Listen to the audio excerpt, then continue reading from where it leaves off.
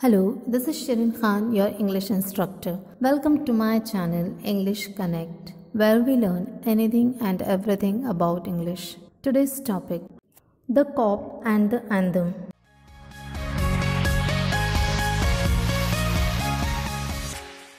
The cop and the anthem. ये कहानी है सोपी की। इस कहानी में हम देखेंगे कि सोपी कोशिश करता है जेल जाने की, क्योंकि उसे लगता है उसके प्रॉब्लम्स का जो सॉल्यूशन है वो है जेल। बट जब भी वो कोशिश करता है जेल जाने की, वो कामयाब नहीं हो पाता है और लास्ट में उसे फिर लगता है कि नहीं, सही आज़ादी एक अच्छी लाइफ जीने में है और वो सोचता है कि मैं अब हार्ड वर्क करके अपनी लाइफ जीऊँगा। तब उसे जेल भेज दिया जाता है। So there is irony in this story. Let's move on towards the explanation. सोपी अपने बेंच से उठा और उस चौक पे घूमने लगा जहाँ की ब्रॉडवे और फिफ्थ एवेन्यू मिलते थे। अब ब्रॉडवे और फिफ्थ एवेन्यू न्यूयॉर्क के फेमस स्ट्रीट के नाम है। फिर वो ब्रॉडवे की तरफ जाने लगा और वहाँ जाकर वो एक बहुत बड़े महंगे से कैफ़े के आगे जाकर रुक गया। सोपी को अपने ऊपर पूरा कॉन्फिडेंस था। उसने शेविंग कर रखी थी, उसका कोट बहुत साफ था, उसने ब्लैक बो लगा रखी थी जो कि उसे एक नन ने थैंक्स गिविंग डे के दिन दी थी। बस वो चाह रहा था कि वो किसी भी तरह टेबल तक पहुंच जाए। उसे पता था कि एक बार अगर वो अपनी चेयर पे बैठ गया तो टेबल के ऊपर दिखाई देने वाला उसका जो पोर्शन था, उसका जो पार्ट था, वो बहुत अच्छा दिख रहा था। कोट था, बो थी और किसी भी उस पर शक नहीं होता था। उसने सोचा कि वो एक बहुत अच्छा मील ऑर्डर करेगा जिसमें कि एक भुना हुआ डक, बॉटल ऑफ वाइन, थोड़ी चीज, कप ऑफ कॉफी और एक सिगार। वो नहीं चाहता था कि उसके खाने का बिल बहुत ज्यादा हो, क्योंकि अगर बिल ज्यादा हो जाता तो शायद जो कैफे मैनेजमेंट वाले थे उससे बहुत बड़ा बदला ले लेते थे। और ये पूरी तैयारी थी उसकी जो जर्नी शुरू होने वाली थी विंटर आइलैंड की तरफ। उस जर्नी की ये तैयारी थी। अब विंटर आइलैंड एक जेल का नाम है और सोपी उस जेल में जाना चाहता था। बट जैसे ही सोपी उस रेस्टोरेंट के दरवाजे पर जाकर उसने अपना पैर रखा, जो वेटर था उसकी नजर सोपी के फटे हुए पैंट पर और पुराने जूतों पर पड़ी और उसने अपने स्ट्रॉन्ग हाथों से उसे वहीं रोक दिया। सोपी वहां से निकल गया। उसे पता चल चुका था कि उसकी उस आइलैंड पर जाने का जो प्लान था वो इतना इजी नहीं था। वो आगे 6th एवेन्यू पर गया और वहाँ उसने देखी कि एक ग्लास विंडो थी जो कि बहुत ही अट्रैक्टिव लग रही थी। सोपी ने एक पत्थर उठाया और उस ग्लास विंडो पर दे मारा। लोग दौड़ते हुए आए और एक पुलिसमैन भी साथ में आया।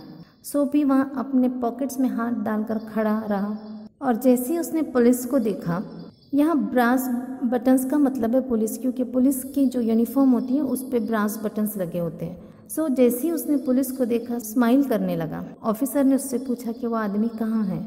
सोपी ने कहा कि आपको नहीं लगता कि इससे मेरा कुछ लेना देना है। पुलिसमैन को सोपी पर यकीन नहीं आया, क्योंकि जो लोग इस तरह से ग्लास फोड़ते वो वहाँ पर पुलिस से बात करने के लिए तो कभी ना रुकते। कोई भी इंसान जिसने ग्लास फोड़ा हो वो वहाँ से भाग जाता। तभी पुलिसमैन को एक दूर कहीं एक आदमी कार की तरफ भागता हुआ दिखाई दिया और पुलिस उस आदमी के पीछे भागने लगा। सोपी का प्लान फिर फेल हो गया।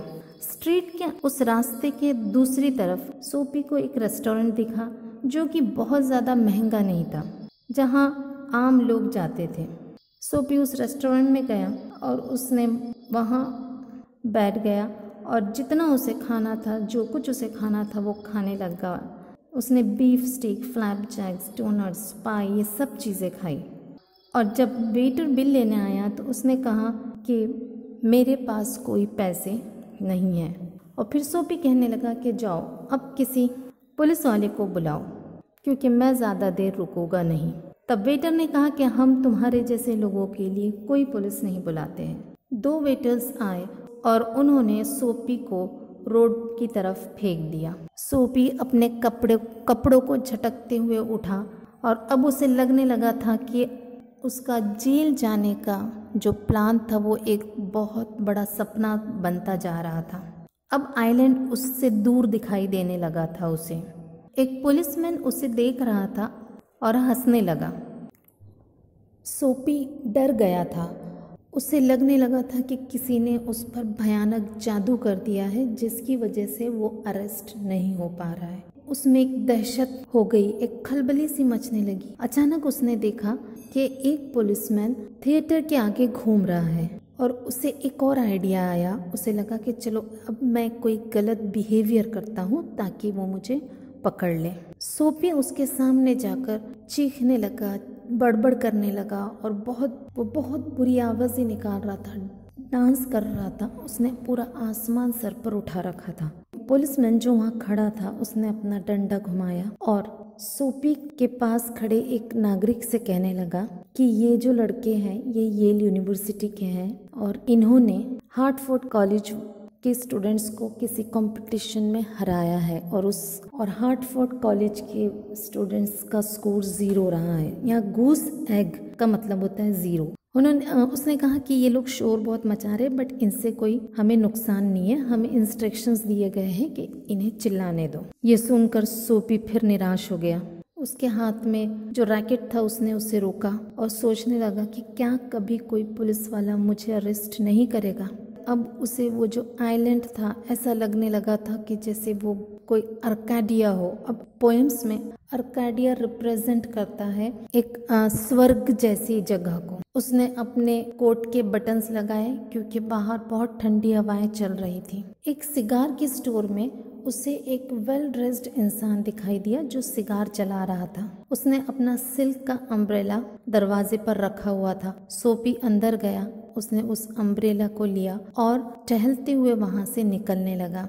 तभी वो आदमी जो सिगार जला रहा था वो उसके पीछे पीछे आया और कहा कि ये मेरा अम्ब्रेला है। सोपी ने उसे देखते हुए और हंसते हुए कहा, अच्छा ऐसा है तो बुलाओ पुलिसमैन को, अगर ये तुम्हारा अम्ब्रेला है तो।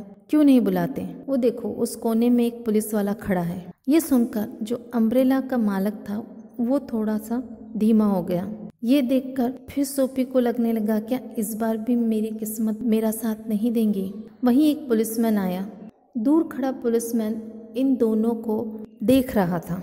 अम्ब्रेला मैन ने कहा कि ऑफ कोर्स। उसने कहा कि हाँ ऐसी गलतियां हो जाती है। मैंने सुबह ही एक रेस्टोरेंट से इस अम्ब्रेला को उठाया था ये सोचते हुए कि ये मेरा है। अगर ये आपका है तो ठीक है आप रख लो। और सोपी ने कहा हाँ ऑफ कोर्स ये मेरा है। और जो अम्ब्रेला मैन था वो चला गया। सोपी पूर्व दिशा में एक टूटी फूटी सी सड़क पर चलने लगा। उसने गुस्से में अपना अम्ब्रेला फेंक दिया और वो बड़बड़ करने लगा उन लोगों के खिलाफ जो हेलमेट्स पहनते हैं और डंडा पकड़ते हैं, मतलब कि पुलिस। क्योंकि वो चाहता था कि वो पुलिस के चंगुल में फंसे, बट पुलिस को ऐसे लग रहा था मानो सोपी कोई किंग है और वो कुछ गलत कर ही नहीं सकता। कुछ देर बाद सोपी एक एवेन्यू पर पहुंचा जहां की चमक धमक उथल पुथल थी बट हल्की हो चुकी थी। वो अपने आप को मेडिसन स्क्वायर की तरफ घसीट रहा था क्योंकि चाहे कुछ भी हो जाए हर एक में होमिंग इंस्टिंक्ट, मतलब कि घर की तरफ जाने की प्रवृत्ति होती है। अब वो घर भले ही एक पार्क का बेंच हो, बट चलते हुए वो एक खामोश से कोने से गुजरा और वहीं पर रुक गया।